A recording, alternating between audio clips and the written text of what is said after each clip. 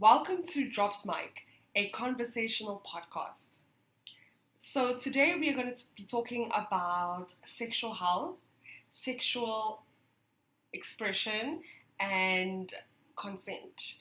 We are just wanting to talk about this as young women to create a safe space to talk about sexuality and that's free of shame.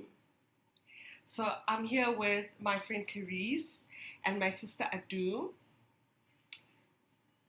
Hi, I'm Adu, and I am a 31-year-old South African black woman. I'm Clarise. I'm also a 31-year-old South African, but I am a white woman. Yeah, and I'm Simi. As you know, I'm 28, and I'm black, and I'm Zulu. So we wanted to have this conversation today for a number of reasons. I'm sure everyone's going to get what they need from this, but we have been having these conversations together as like a friends group, and we felt like it is important to bring it to the public to talk about saying no, understanding boundaries, what is healthy, happy sex life, and what it means to be sex positive, or how to even become sex positive if you want. So Adu, you want to tell us a little bit about like your journey to sex positivity?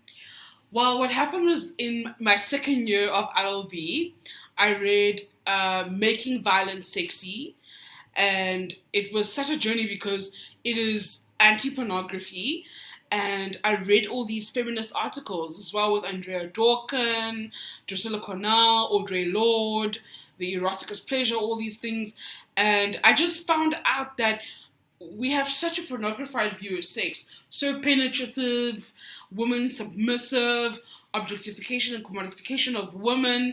So I really found that so empowering. I was like, so it doesn't need to be what we now suppose in our imaginary that has been shown to us to be.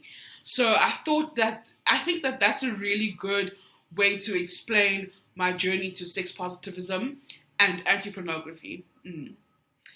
Cool. Okay, so my journey to sex positivity is I was at Rhodes University, and I just didn't really know how to express myself sexually. Let's say in high school, there were like the pretty people and the not so pretty people. It was basically a self-esteem journey. So in order to see yourself sexually attractive and confident, and I really wanted to be like that, as everybody wants to express themselves sexually. So that is how I became a sex positive feminist. And I think it's like important to note here as well, when you're saying like what is beauty, whatever, like you're talking about like societal norms and stuff like that, and trying to find your beauty like outside of those norms, right? That's what you're saying. Yeah. Because those are constructs and they're bullshit, and they should not apply, right? Even though they do in many cases. So like for you wanted to create a new context for yourself. Am I right? Yes. And I think like that's something that most women deal with, because even those who have the quote unquote perfect bodies, they still deal with like body image things and whatever. So please, like, if you have that feeling, like, that's not a problem. Like, that's not, you're not alone. You're definitely not you're not special. You're not the only one. Like, you're not the anomaly here. You're probably part of a big group of people who are just afraid to say that that's what they're going through. For me, it was a similar thing, although there was a layer of like healing from sexual abuse. And so like I was very sex negative, if you want to, like the opposite of sex positivity, because I was afraid of sex, and I was afraid of like what would happen to me if I opened myself up to sex, because I just assumed that it was dangerous. And like in my body, like my physical body, my response was always like, no, this is a dangerous situation. You're going to be harmed. You have no control here. Like people are just going to do whatever they want with you. So like, just no, don't go there. So for me, it was like part of my healing, and part of like becoming myself and becoming like coming into my own sexuality. So like it was a combination of the healing journey as well as education, and like from what you can hear, especially from what Adu says, like there's a lot of like literature and information out there now, especially now for us, like comparison, right? Like it's a lot more like talking about closing the orgasm gap, intersections between feminism and sexuality, etc., right? So like thank God for that, because otherwise I wouldn't have had language to deal with what I was going through as well, and to like fully articulate and come, I feel like, a really long way into being a sex positive person. But yeah, that's how I got here. And like what do you guys feel like sex positivity means? Like what does that mean? Okay, so I'm very much into spirituality, and I feel like sexuality is like it is a power point.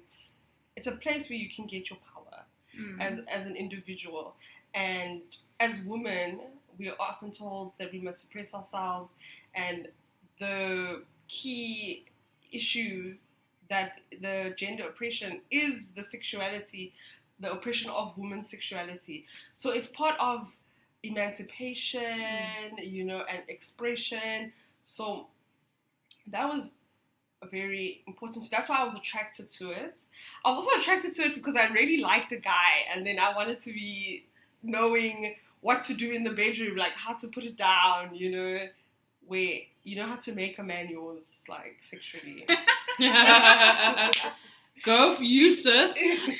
Sex positivity is your ability to articulate yourself in all aspects of your life, particularly with regard to intimacy and sexual contact. So it's particularly around removing the moral taboo around sexuality. Specifically, as Africans, we have been sexualized as bodies and racialized as peoples. So it's also about undoing that and interrogating the stigma of HIV/AIDS. So growing up in the AIDS pandemic, it was also something that sex was also, exactly as you say, Clarise, dangerous, could kill you, and all of that. So that was very important to say that we can be in charge of our sexual health, we can be in charge of who our partners are, where we are, and what we do. So especially that sex is not a death sentence. Right. So I think that's important. And it's also not a moral sentence, because I think that's very important, especially for people who come from like a religious background, that's tough as well. Like that was an unlearning I had to do as well. Like, no, you're not going to hell, you're fine. And like some people might still hold that belief, and that's fine. But like for me, I had to unlearn that, because it was definitely something that held me back, and like not in a good way, right? Because for me, sex positivity goes hand in hand with personal expression and personal freedom, and those are values that I hold very dearly in my life. So part of being my independent self is, like as Simi said, the emancipation from this like oppression of our sexuality, oppression of our desires, oppression of like whatever, for example, kinks and stuff like that we have. So yes, I think it does help to understand for yourself, like if you want to have a happy sex life, or if you want to have a healthy sex life, what is sort of like that sex positive like end goal, right? Like where do you kind of want to be when it comes to sex positivity? Because like for all of us it's slightly different, but that's what we want, so that we can have happy sex lives, right? Yes, and the other thing is also about the stigmatization of women's sexuality in our society, particularly in South Africa. I mean, most especially in rural South Africa as well, where patriarchy is still something that's physically dominant, But what I'm saying is the stigma of the promiscuous woman, the scarlet letter, if you like, is something that you're afraid of, because under patriarchy, that devalues you as a woman. And as a woman, you're taught to desire marriage as something that's your greatest aspiration, not your ambition, but marriage. So the thing is that you don't want to be a ruined woman. Right. Yes, exactly, right. Heaven so forbid. That's prominent in all of our cultures universally. So it's important to know that for yourself, sex positivity is to be able to embrace desire and not feel be shame. inhibited. Yes, and feel shame for it. I mean, and like on the other side of that coin is also don't perpetuate that behavior, right? Like don't walk around with slut shaming on your tongue, you know. Yes. Like I think that's very, very important, because that's also, I'm sure everyone has had that experience where someone is like, oh, that's a little bit forward of you, you know, oh, another new one, or whatever the case may be. Like comments like that are just very, very unhelpful and harmful in terms of other people's journey towards sex positivity, I'd say. Yes, yeah. It's also, it's like how we police ourselves as women. Right. And each other. Yes. Other women. Yeah, Yeah. how women police women. You know, through slut shaming and just cutting people down. Yes, I think we've internalized a lot of misogyny in our society, and that's something like, I think they call it interpolation or something, where you internalize discipline and punishment. So you discipline yourself according to the norms of that society, which occur outside of that society. So to internalize that misogyny is that the oppressor no longer has to physically do anything to you. Steve Biko said the most powerful weapon in the hands of the oppressor is the oppressed. And as women, in terms of sexuality, that is so internalized that we do it to ourselves, even worse, inflict that violence on other women. You know, we don't, it's sort of how we look at how white supremacy does not need to operate with white people. Anti-blackness exists without the enforcement of white people. So that's also true of gender and sexuality. Yes. Yeah, that's such an important point, because like, again, like that's an internalized thing, so very often it's subconscious, right? Like you're not fully aware of when you're doing it to yourself or other people. So definitely in terms of like the journey towards sex positivity is this question of like, how am I policing myself or other people with rules that I didn't choose for myself, right? Yes. That I don't even necessarily believe in, but like I'm following them because something bad's gonna happen to me. I have no idea what it is, but that's how I've been socialized, you know? Yeah. Yes, you get the ever-present danger of stigmatization. What's also interesting is that in the Instagram era, we're seeing them bad bitches, them baddies and thoughts on Instagram. So the other thing is that you're constantly viewing this media, but you're also receiving all of that criticism leveled at these women, particularly black women who are often sexualized in media. So you're constantly viewing all of that against that lens, where we actually want to say about ourselves, we often fall into respectability politics, right? So that is something that we have to guard against, to police those women, to say, no, as black women, how can you do this? The world already sees us a certain sexualized way. How can we perpetuate that image when all these women are doing is just articulating themselves? So I think it's also important to remember the history of Saki Bartman, who was a South African Khoisan woman who was taken to France at one point and sexualized and exhibited as an object in shows where people would come and view her body. So she would wear her indigenous regalia in that she was topless, you know, as a traditional African woman would be, and that was sexualized in Europe to the point that the French government still had her genitalia on display up until, I think it was 96 or 97 or so, please correct me viewers, Nelson Mandela had to get her remains back. So that is what we're operating against as black women, these hypersexualized objects. And yet, under the respectability politics of post-apartheid South Africa, trying to, what we could argue, assimilate, you have all of these oppressive structures to be good, a good woman, especially what's a good Zulu woman, what's a good girl.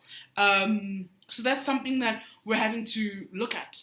Mm-hmm. Yes. So a part of being a woman, it's quite difficult for us to say no. I find that, you know, if in our own experiences, or I don't know if anyone has ever experienced this, but, you know, many times we get peer pressured into having sex, and it's like you want to say no, but like you don't know how to. Or I just think it's very important for us to have a firm no as a woman, and we should own our no. We don't have to do it. If the guy doesn't get why you don't want to have sex, you don't have to explain Not to your him, problem. yeah, why don't I want to have sex right now? It's like, you said no. I said no. And there need not be an apology. yes. Exactly. And I think, like, if I just bridge these 2 points a little bit, because, sometimes people find it hard to follow our train of thought, but, like, what is, like, as Adu's been explaining here, like, we have this long history, right? And not just this long history, like, it's part of our, like, genetic makeup now, like, we know this from genetics and from psychology, like, where those two intersect, that part of our trauma what our trauma is becomes part of our DNA. It becomes part of our bodies, right? So we carry a lot of this trauma from one generation to the other, and a lot of the traumas get repeated, right? So a lot of, like, the oppressions and the abuses and etc. get repeated from mother to daughter, and so on and so forth. And so, like, this is not a surprising thing if you think about it. Like, it's not surprising that we don't know how to take back our power, right? That this is a difficult thing for us to do. Like, we have a very, very long history of this. And there are, like, places where you can go and read about that. What is the one? I think it's called The History of Vagina, is it? I'll have to check it and like, correct myself, where exactly, like, they explain to you precisely how these kinds of traumas and things become part of the body and then become this external factor of, I don't know how to say no, or I don't know how to handle myself in a situation, like Simi was saying. Yeah, so I just think as women, say no. You must just practice saying no. You should be like, you should be a brat and just say no.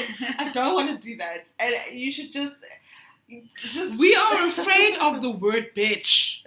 That's the problem. We're afraid of being labeled a bitch.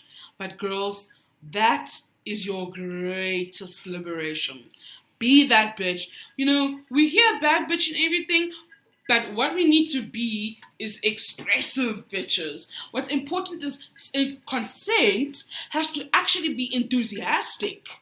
Otherwise, we have defective consent, because that's the feminist principle, right? We're experiencing defective consent, which is not free and full. What's very interesting in that, under international law in extractive industries, the consent requirement for mining and all that of that customary local indigenous community is that the consent has to be free, informed, prior consent. And that's a nice articulation, a nice definition for us to import here: free, informed, prior consent.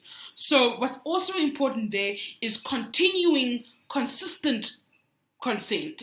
Let's translate, like, free, informed, consistent consent. Right? Yes. Like, let's translate that into, like, a sexual situation, okay? So now you want to have sex with someone, okay?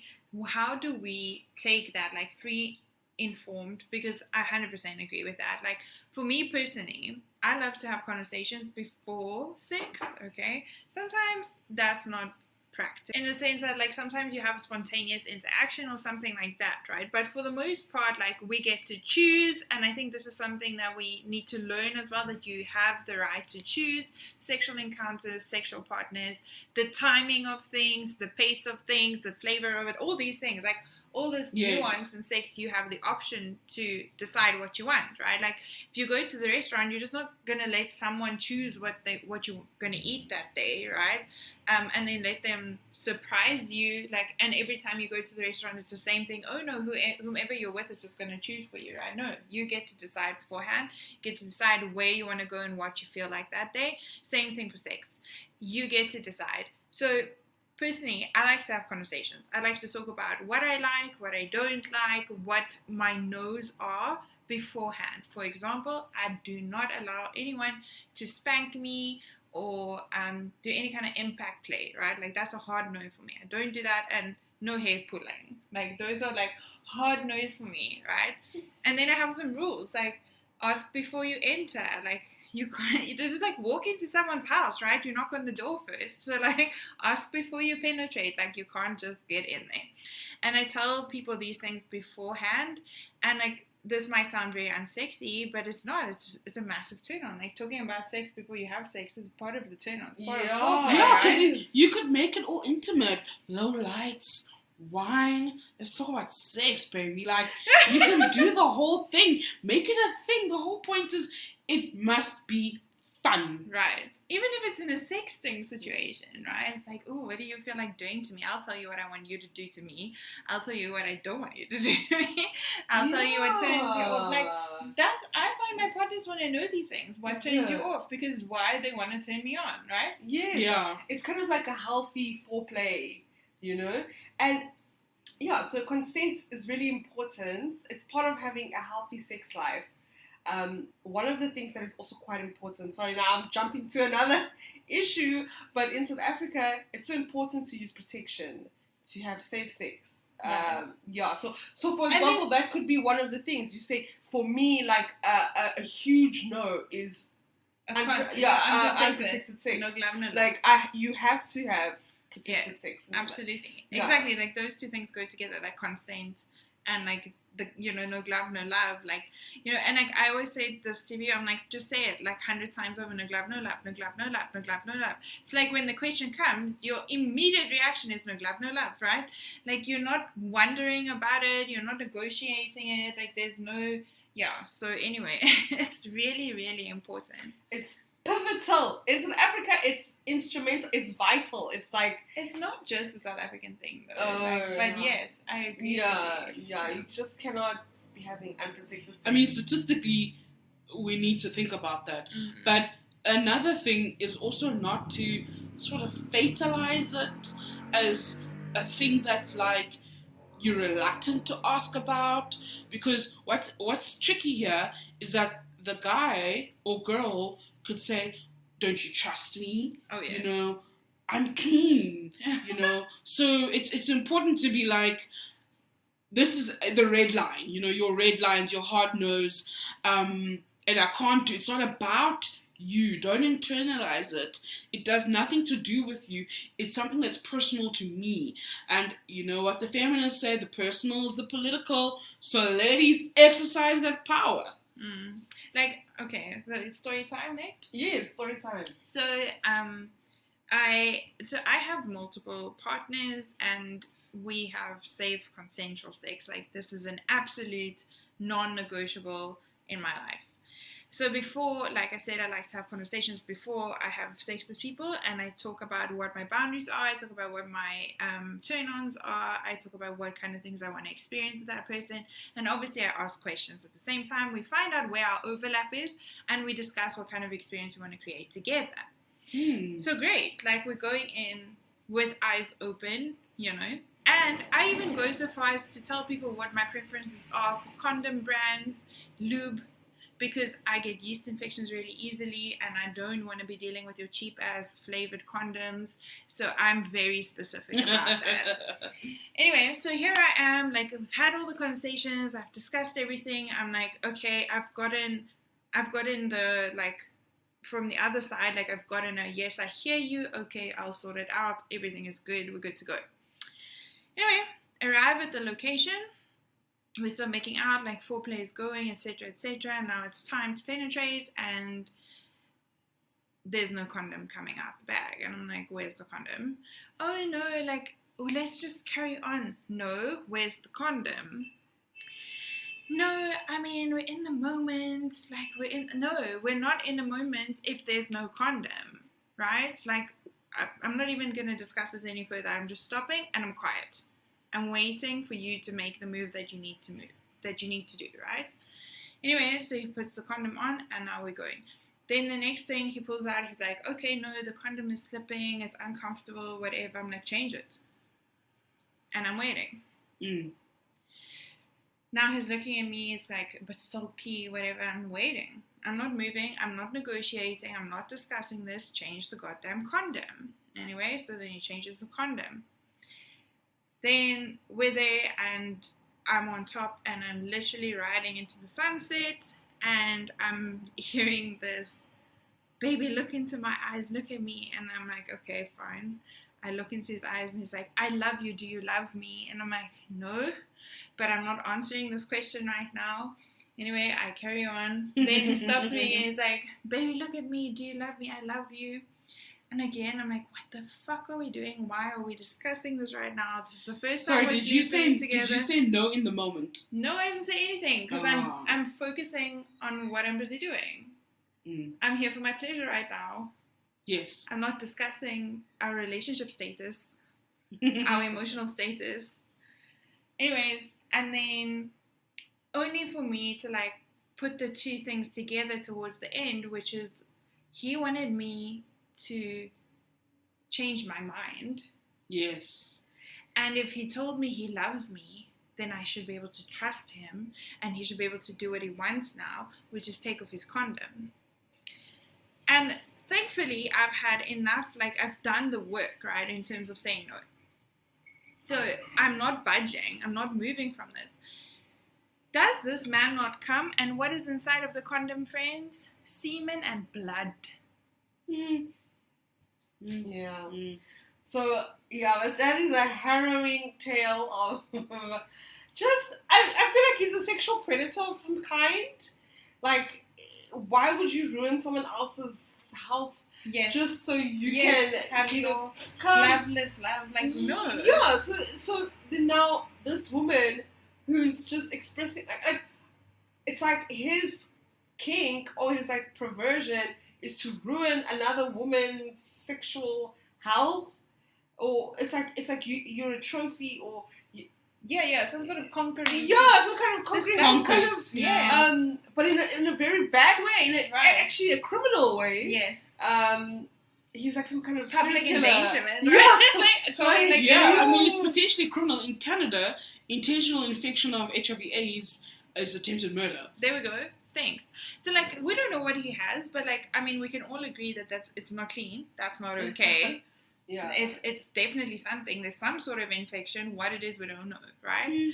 But anyway, so, like, the point of the matter is, like, you will find people who try to negotiate you out of your no. They will use whatever angle they can. They will come at you at whatever angle they can that they think is going to work for you to change your no into a yes. And not even change your no into a yes, just stop saying no. That's very important because, ladies, that is gaslighting, okay?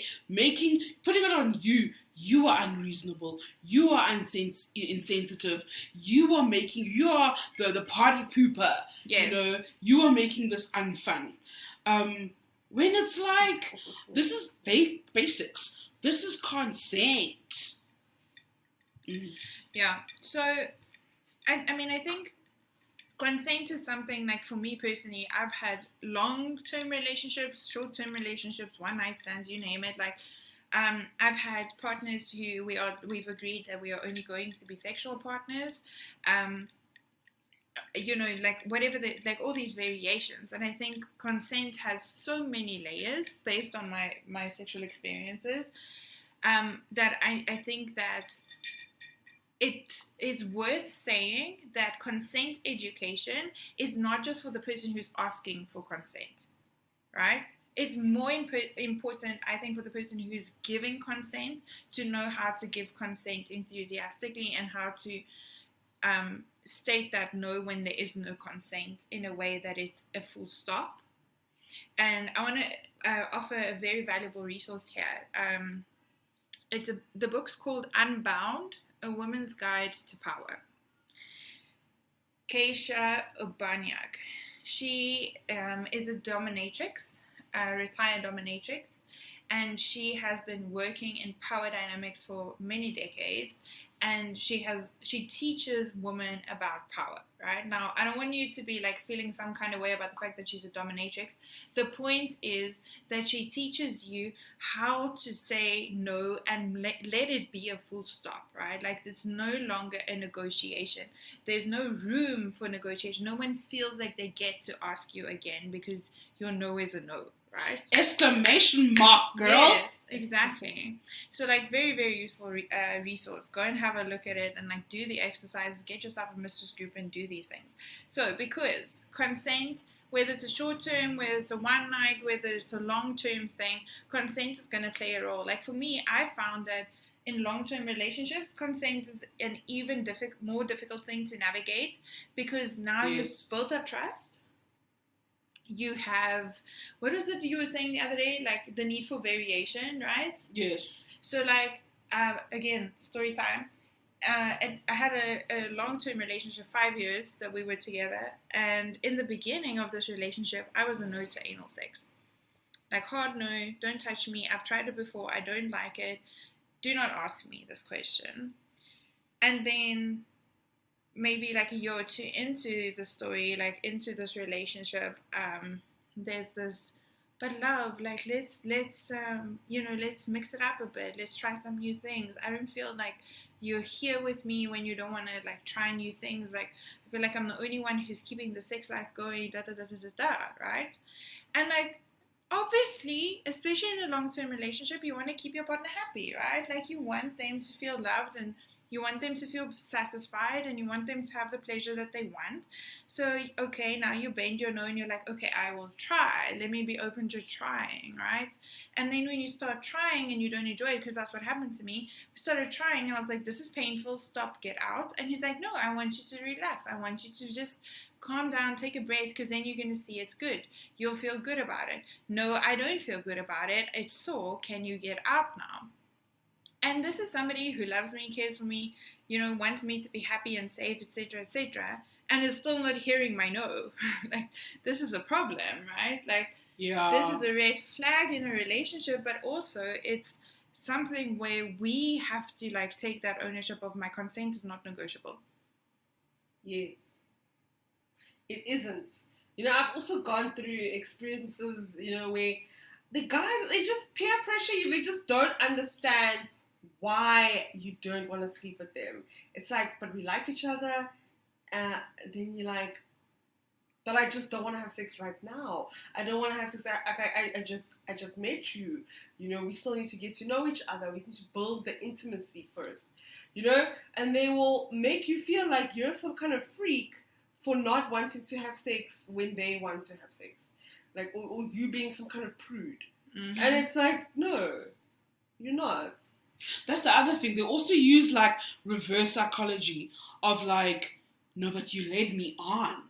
This is not the time for you to say no, but I bought you drinks. Girls, bottle club culture, all of that, girl. So the other thing is that it becomes like, no, your no is negotiable, which means I can change your mind. Yes, and I can buy it. Yes, you don't really mean no. Mm-mm. You know what? That thing, that the internet culture of no, no, no, no, yes, that you've seen on posts, that's actually quite sick. That's defective consent. Yes, it's a problem. So do you feel like, let's say, for example, someone approaches you, right? And you're like, I am attracted to you, right? But not right now. Like, it's a yes, it's a probably, I would like to sleep with you, but just not right now. Yeah. Do you feel like you should just like give in anyway because you're going to say yes later? No, hell no. Sometimes you feel like if you just meet someone and let's say you guys are vibing in terms of attraction, doesn't mean you're ready to sleep with them. You don't know their life story and if they're going to pressure you into not having sex with a condom. It's like, I just met you. It's like you need to have like an interview first around where I feel like I can be vulnerable in that space with you, because you won't enjoy it. So what you're saying is like you want to make sure that safety is established. Safety is established and emotional intimacy. Guys, your time is precious, okay? It is the privilege of other people to spend time with you. I love that so much. That's so true. I mean, I definitely feel that way, but like it's had to develop, right? Like in the beginning, it feels like what you're doing is providing service to someone else and they're entitled to that service, right? Mm-hmm. In our culture, yeah. Yeah. And that was how it felt for me. Like, it took a while for me to get to the point where I'm like, no, this is for me and I get to decide that, right? But I asked this question to me because I think that that's part of what, people use as their, like, angle into, like, negotiating you out of your no. You know what I mean? Yeah. Yeah, but they don't respect women. Like, it just comes down to toxic masculinity and not respecting boundaries of women, you know. So can we define toxic masculinity? yeah. So toxic masculinity is founded under patriarchy, right? So that's part of patriarchal entitlement to sex. What's also particularly problematic is, as I read in Making Violence Sexy, this thing about like a man must be strong, you know, a man's violence is just him being passionate. You know, That's so dangerous. It's very dangerous, and also literally in our country dangerous. Yes, it is like exactly like it's like there's nothing, but she doesn't like it's not funny. Like she doesn't mean it like that. It's like it's because it's so like literally this is the truth. This is the situation of it, right? How do you guys go about like weeding out that thing, like, you know, like weeding out these things, these red flags? Like, how do you start by like, what are your, I don't know, do you have like filters that you run people through? Yeah, I do. One of the things is if people say, I don't believe in God. Sorry, I believe in ethics. That's a no, red flag, because I feel like they're just gonna do what they can get away with. And then they don't have like morals when it comes to sexuality, and then they will just do whatever they can manipulate you into doing. I want to like I want to play devil's advocate there because because I find that sometimes people will be like, oh no, I'm a God-fearing person, but because God's not here now, you're not fearing him right now, and you're going to do whatever you want. Like, that's been my experience. Like, the abuse I experienced were from elders in the church. You know, like, I was sexually abused by elders in the church. So, like, you know what I mean? So, like, for me, I definitely want to play the devil's advocate there. So, okay, other filters that we ran people through? You must be a feminist, okay? Yes. I need you to call yourself a feminist and not trying to like subdue me or conquer me and change me and things like that. As soon as it's like, oh no, you just haven't met the right man yet. Oh, I can be the one. You know, as soon as that shit starts, no ways. And like, when you say call yourself a feminist, you don't mean just like tell me what you think I want to hear. You mean like move like a feminist, speak like a feminist, have the values of a feminist, right? Like, I need to, like, when I see you, hear you, watch you, I can see, okay, you get it, you know. Like, the one thing I absolutely love, so like coming back to consent, because even like, for example, I have dating profiles, right? So in my bio, I say must love, conversation, consent, and kink, because I really enjoy kink. So, okay, cool. You must love these things. So whenever I start when I have conversations with people, they will always ask me, what are my kinks, right? And I will also ask them what are theirs to see where the overlap is. I will also suss out what like sort of is their level of understanding when it comes to consent, right? So like for me, like a couple of things that I noticed, like when I was chatting to this one person, we had great overlap when it came to kinks and to like things we wanted to explore and try out, but what he kept trying to do is like organize like late evening things. I don't like to sleep late, so I'm like, no, I can't do that. I can do from this time to that time. And then you'll be like, why? Like, did you not hear me say no? Like, this is a small thing, but did you not hear me say no? Did you not hear me tell you where my time barriers are, like where my boundaries are, you know? So like those, I definitely ran people through that. Like, how clearly can you hear my no and accept it for what it is? That's important, right? Maybe a bit of a side note. This thing of like, you can't just go for late drinks with that guy and it not mean anything or lead to anything. No, it literally means what you say and think it means. So that's important. Like, the way, you know, they say we're all active in different times of the day, for example. Yes. You know, so it must literally be in equilibrium with you in every aspect. Right. What your kinks are, what you were doing, how he treats you, does he respect you? If it doesn't resonate within you, if the sex has to resonate, people, that is how deep and lovely it has to be. Mm-hmm. Yeah. Mm-hmm. So Yeah, watch out for that. Any other main filters that you run people through? And those are the main ones, and those are the two most important ones. It's like the two commandments. That's one, yeah, my two commandments. What's interesting is that someone asked me once, do you want to be adored or do you want to be respected? Right, yes. that question. And they gave me this gendered answer. Both. Yeah, the answer is both, babe. But like, it's the gendered answer that they also said to me. Women want to be adored and men want to be respected. I, of course, vehemently disagree because I prefer respect. That is how you foster love and intimacy. Right. Respect and equality, because that's where you feel your best. And even if you're not going for love, at least trust. Like, trust is really important, right? For sure, like 100%. I want to say something about what you just said about respect, but anyway, maybe it'll come back to me.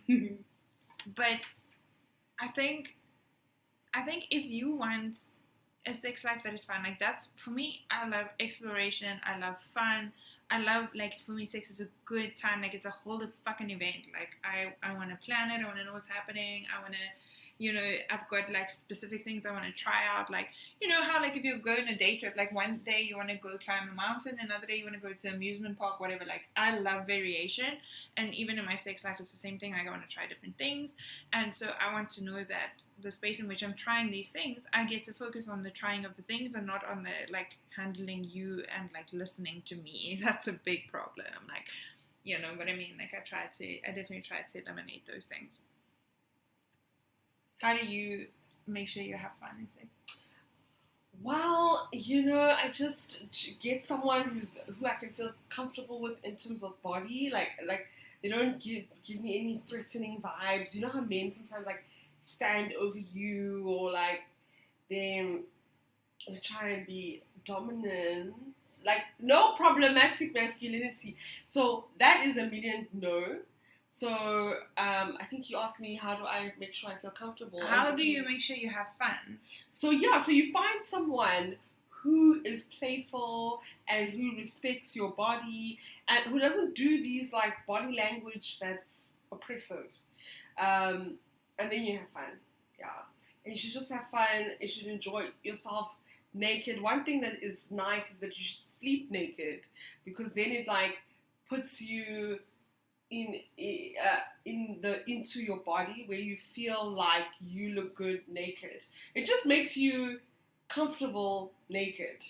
Yeah, so sleeping naked is beautiful.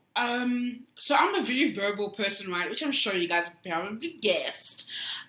So for me, what's important is conversation, right? Talking. To me, that is what will make me trust you, and what's going to make me like you in the first place. What's going to make me like you is the things you say. What are you interested in? Are you interesting or just interested? That's the important part. And the other thing is, what's cool or is the other way around, like where some people find themselves so interesting that they don't pay attention to you. Yes, that was important in one discourse that I read, was these men don't actually like women. They're sexually attracted to women, but don't actually like them. You know, so that's important. Like, are you interested in me, or are you just attracted to me? That's important for you? Yeah, and I feel like that's misogyny. When they're just attracted to you because they just see you like a sex doll or something. Right. I want to add that, like, a little bit there, because, for example, I date and have sex for fun, right? Like, when I say for fun, I mean, as in, I don't want a long-term relationship with you. I don't want to fall in love with you, okay? So a lot of people will be like, but why must I be interested in you if it's just sex? Because if you're not interested in me, you're not going to know what turns me on. You're not going to know what turns me off. You're not going to learn to read my body and satisfy me, right? And then sex is not about me and my pleasure and you and your pleasure. Sex is about you getting off, using my body, like you said. Yeah. Then I become a sex doll. Yeah, no, these men, they need to treat us better, and they need to be better in bed. You know, there's some people who are out there who are just all talk, and you know, man, if you are, you know, sexually active, then you know that some of the men are not good in bed. Hey, like, really, it's an epidemic. I feel like with that we have to also, again, like the other side of the coin is we have to be good in bed, like with ourselves, right? Like, there's no how is it helpful when your partner, and like now you're speaking in very heteronormative terms, right? But like, because I identify as pan, I sleep with people of whatever identity. For me, it's about like, do I feel a connection with you? Then I am happy. Like, I don't really have any concerns about your gender and identities and things. Like, as long as I feel that I'm connected to you, I'm good to go. So, like in that situation as well, it's not helpful when I don't know my body, when I don't know what turns me on, when I don't know like where my pleasure centers are, how to get them activated, what's gonna be like the most turned on, luxuriously pleasurable experience for me. I can't give people indicators, right, if I don't know these things. It's not just up to your partner to know these things to be good in bed, it's also up to you to be good in bed with yourself. What do you think? Yeah, because I mean, they can't read your mind, right? Right. That's part of articulating yourself. That's part of, just like you can say no, you need to also say, yes, I like that. Yes, do that. And part of getting to know that about yourself is solo sex. So that's something where you need to be able to feel your own pleasure, know what you like, what fantasies do you have, what does that mean for you? Yep. The problem is that I'm guilty of this, over-intellectualizing it, trying to psychologize myself about it. But what it means is just literally that. It's a fantasy. What do you think about? Tells us what we like, which allows us to know what we want to look for. Right. So it's a cycle to be able to enjoy solo sex, enjoy imagination, be it erotica or any of those things, toys or what have you. It's a good part of your journey. Yeah? Right. Story time. Yeah. Yeah. So like for me with orgasm, like I had to learn this about my body, right? My body is a marathon body. The longer the better. Like the longer we have sex for, the better it's gonna get for me. So I mean I can have goals. I can have a number of orgasms within an hour. That's cool and that's great. And like for most people, being able to have multiple orgasms in life is already a big milestone, right? Yeah. For me, it's not about that. For me, it's about like the quality of my orgasm. So because like now I already know I'm multi-orgasmic, so like great, what's the next frontier? It's like the quality and depth of blow my mind. Exactly. It's like make me see stars. That's what I want. It's what we deserve. Right? Okay. Make me leave my body. Like what Suri was saying of sex is a spiritual experience as well, right? Like yes, please let me see other dimensions. That's what I want. I want to be knocked into bliss. Right. So for me to get to that point, like I know I need to go for a very long time, because the longer I go for, and like I'm not saying don't take breaks, eat and sleep and whatever you need to do, but the longer I stay turned on for, the longer I'm in the like sex zone, if you want, the more my body becomes to like starts relaxing and starts being turned on and holding the turn on and holding that like activation of sexual energy, right? Does that make sense to everyone? Yes. Yeah. So that I can have these like extremely intense orgasms. And guess how I found that out? By spending like 3 days with myself and figuring that out and finding out where the spots are and finding out how many times I can come from these things, and like how does it work, like when I incorporate different kinds of strokes and different kinds of activities, and like bringing in something like, for example, dance and mirror work and whatever that allow me to have a different bodily experience than just, let's say, clitoral stimulation. Does that make sense? Yes, it does. What do you guys think about pole dancing? Because fantastic. as you're saying, inhabiting your own body and playing with, we're talking about playing with ourselves with pleasure and all of that, but having a body rationale, when having a body logic, what do you think about pole dancing, guys? Well, the thing is, pole dancing, I don't know the history of it, but I just associate it with a strip club. So yeah, so then when I think about strip clubs, it's something that I feel like as a sex positive person, it could be female emancipation, but then it's perverted and it's turned like on its head. Like again, devil's advocate, like I feel like there's been a lot of work done to like break that stigma as well. And a lot of women are taking back their like freedom to dance and to express themselves and enjoy pole, whether that's in like the privacy of their homes or in a club or wherever it is. But like my experience, because I have done pole, my experience with pole is that it brings you very close to your body, because you got to work your fucking body to be able to like do any kind of movement on that pole. It's work, babe. It's work. It's hard work.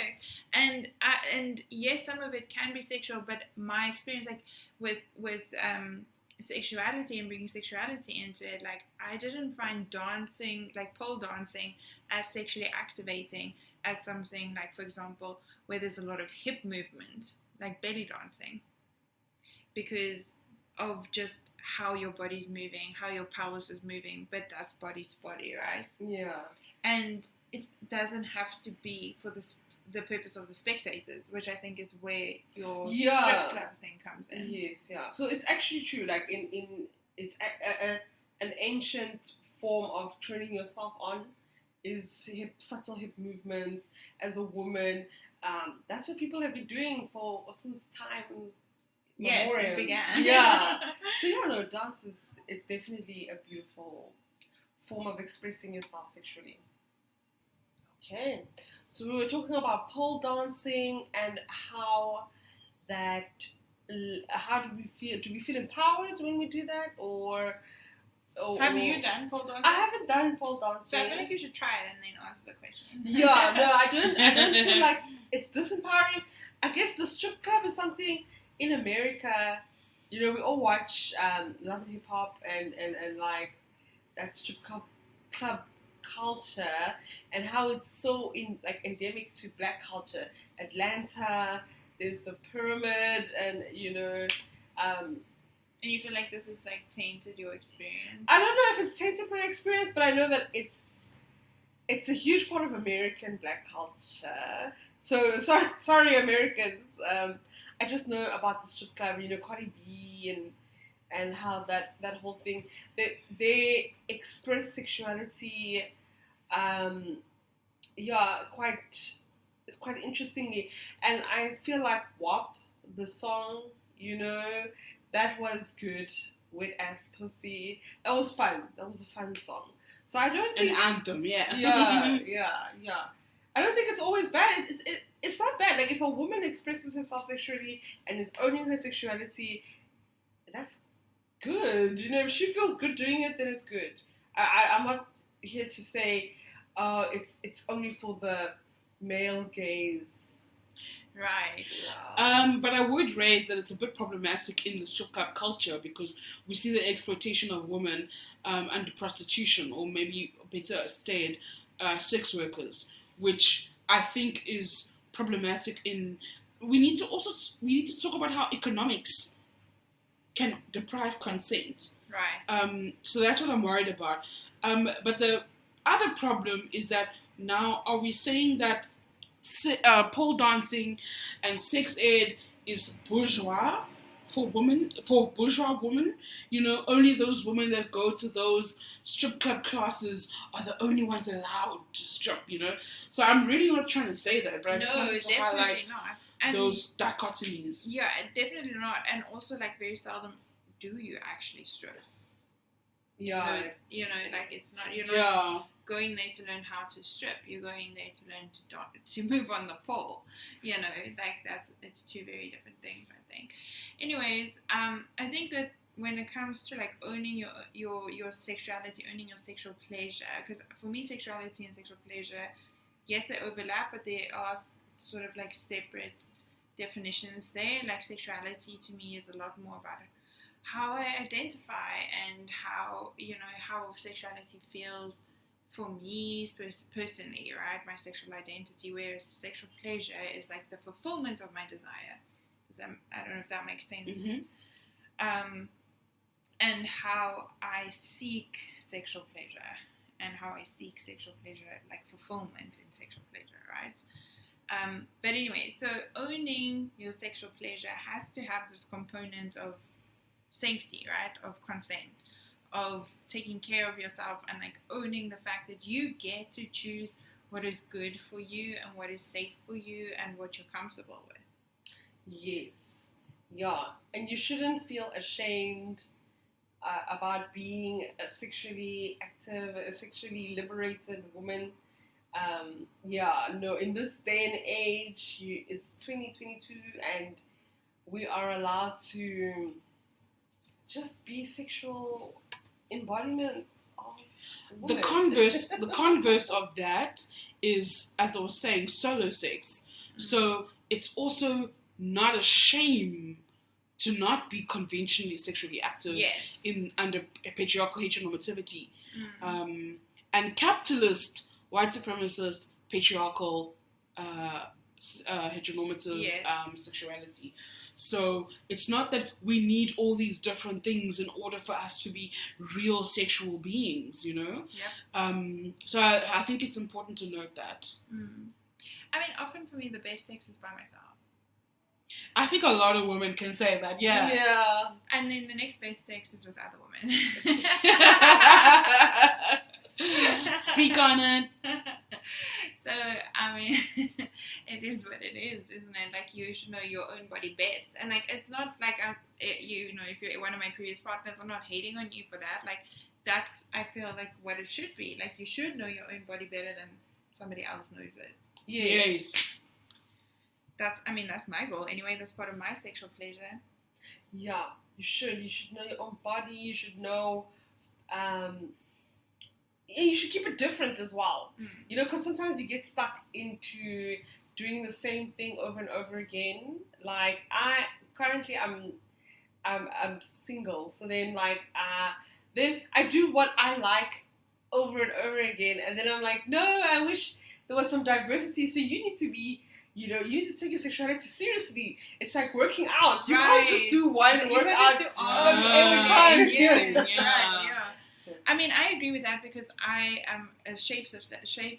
So, like, for any of those of you who've heard of the erotic blueprints, if you haven't, go and Google it. It's great. There's a quiz. That's fun. Where they basically, it's like a personality type for sex. And then it tells you like a little bit about what your preferences are and like how you can work with those. And especially if you don't have a lot of sex education. And when I say sex education, I don't mean how to not get pregnant. I mean how to satisfy yourself, how to find pleasure, how to enjoy pleasure, blah, blah, blah. That's what I mean by sex education. So it gives you a lot of information on that. And like you can go as deep as you want with it. Like they've got courses and all sorts, but the point is, like, for me as a shapeshifter, that means, like, I want variety. I want variation. I want there to be, like, a little bit of this and then a little bit of that and then surprise me with something else. Obviously inside of my consensual little box, right? Like, but still, please, do mix it up, like, for sure. Shall we talk resources? You want to say something else? What we're talking about is Netflix is pretty good with these kind of things. What I found really helpful was the Principles of Pleasure that's on Netflix at the moment. I thought that was so good, so much information on the clits. Like, it was so good, and it was astounding to look at the fact that, you know, we hadn't had a comprehensive diagram and not for a long time. And it was explaining the myth of virginity, the myth of the G-spot, which, by the way, is actually just the underside of the clit. So focus, ladies, focus, guys. We know what to do. There's a book even by one of the people who presents in that series, right? In that Principles of Pleasure series. Emily, I can't remember her surname, but it's called Come As You Are. And so for those of you who don't like to watch Netflix, like there are books as well. The one that I was mentioning at the top of the show was Vagina, A New Biography by Naomi Wolf. Okay. It does, like, I do want to give a little bit of a trigger warning there because they do talk about, for example, like the role of rape in women's like sexual health and sexual liberation. and how rape is used as a tool of oppression, female oppression, right? So yes, there is. I would say there's a trigger warning with that one, but it's very, very good for if you are struggling to like find your way out of, let's say, like abuse, or trying to understand why your body responds in ways that is not like in, how do we say, like it's not congruent with your desires, right? Like you might desire a lot of sex or desire sexual experiences, but your body shuts down. It can be really helpful to understand what's happening on a deeper level. Yes, so along my early journey, someone that was really great for me, and this woman actually changed my life, and I feel like it was the beginning of my spiritual awakening, and her name is Adina Rivers. She's a YouTube Tantra teacher. She's very chill. She's not like a old school Tantra teacher. I think the branch of Tantra is called Neo Tantra, and it's also combined with just general sexual health things. She's really good, and that to me was so healthy, because it's about like opening your heart, but then at the same time it's also about being good in bed. So yeah. Yeah. I think, like what Adu was saying about the principles of pleasure, I think the most useful information that I've gotten, like which they do cover in principles of pleasure, is just understanding the biology of the clitoris and the biology of arousal. Because if you can understand that... You were talking about the biology of arousal. If you can understand that, like, you can start to get creative with it. Like, okay, cool, so I know my body can be aroused in this way. I know that my clitoris is in these different places or whatever. It's bigger than just that little thing that people like to play with. Like, this is the situation biologically. So cool, now I can start to get creative with how I want to get aroused, right? Right. Yeah, that's yes. it. Clarise, can you talk about AirTech? Before Because we I go, know you know these things, girl. Yes. I know you know these things, babe. Toys, okay, yes. Just to segue into that, right? Right. On Sex, Love and Group, I understand, guys, I was also apprehensive due to the faux science of group, sorry. And so I watched the first episode, and it was really good. So this woman, I forget her name, came up with erotic blueprints, and there's sensual, sexual, shapeshifter, energy, different types of blueprints. And I found personally, I think I am energy and sensual, because I like to have skin contact, lots of skin contact, and also very light and soft. So yes, tell us about AirTech. Always playing like in anticipation, right? Anticipation. Yeah. Right. So it's like the suggestion of. So like the energetic type of blueprint. So like I know this because as a shapeshifter, I'm a little bit of everything, except I'm not very sexual. I'm a lot more into kink, a lot more into sensual play, and a lot more into the energetic play, which is what Adu is referring to here. So your clitoris is extremely sensitive, right? And especially once it starts getting aroused. Like the more aroused you are, the more sensitive you become. Like the more nerve endings are activated, basically. So to the point where like I've had this experience where I've been so aroused that a very, very light stroke, not even multiple, one single light stroke has sent me into the wildest, most incredible orgasm because I was that level of aroused. So what they suggest with the energetic type of blueprint is that you don't necessarily enjoy like a deep pressure touch or a hard pressure touch, right? Right. And that your clitoris doesn't favor that doesn't turn you on, that's not going to send you into orgasm, okay? So enters AirTech. And AirTech has multiple functions. Like one is that to provide that kind of touch that's very light, that's almost suggestive, that works on like the anticipation, but it also works as like a deeper arousal, because it gives off a sound wave, and a sound wave can actually like enter your body. Like imagine yourself standing in front of a speaker, like you can like feel the beat in your body, right? Like you know what I mean? Yeah. So now that erectile tissue, that clitoris being so sensitive, like feels that, right? And it actually works on that erectile tissue. It actually works on getting you aroused. So I highly recommend that you Google air tech toys for women and the Satisfyer range. There's like literally a whole range of Satisfyer toys. They are extremely good. They're so well researched, very effective. That one I highly recommend. There's obviously other brands as well, but that one is definitely, I know, available in South Africa and even available in our adult sex shops, right? What else do we want to know about toys before we close off this thing? I was passionate about the Satisfyer thing because it revolutionized, I'm an energy person, so I thought it was excellent. Yeah. I mean, there's, so for those of us who also enjoy, like I said, I like variation. Like there's other things you can also like bullets or toys with texture, Yeah. You can, there's definitely a whole range of things. Anybody else got questions or curiosities that I need to discuss here? No. Good. So what's the hegemony of the rabbit? I think it's one of those OG sex toys, like, and it was, I hesitate to say this, but I think this is the truth, is that it was the era before people realized what the clitoris is and how it works.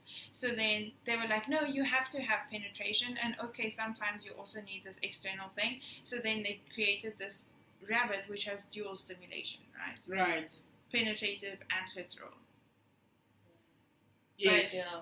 My personal experience, I've never owned one, I've never had desire to own one. I find it's better to have multiple toys that can work independently than trying to fit your body, because everyone's spots are in different places, right? To fit your body to one toy that's not adjustable.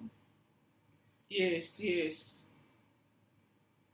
And also about size as well, ladies. It's a gradual process, so I don't feel intimidated by something that's too big. Start off slow and small and all of that. So I think don't feel like it won't be real sex because it's too small, That's definitely not necessary. Dynamite can come in small packages. Yes. All right. So thank you, ladies. Thanks for having us, Simi. Yes. Thank you, Simi. Yeah, thank you for sitting down with us, and we're talking about sex, and we just hope that it provides a more comfortable space for women to talk about our sexuality, and we don't have to feel ashamed. And so sexual repression is what makes society sick. So yeah, yes, underlying cause, guys. Yeah. Viva la revolution! Exactly. Go have sex. Go have great sex.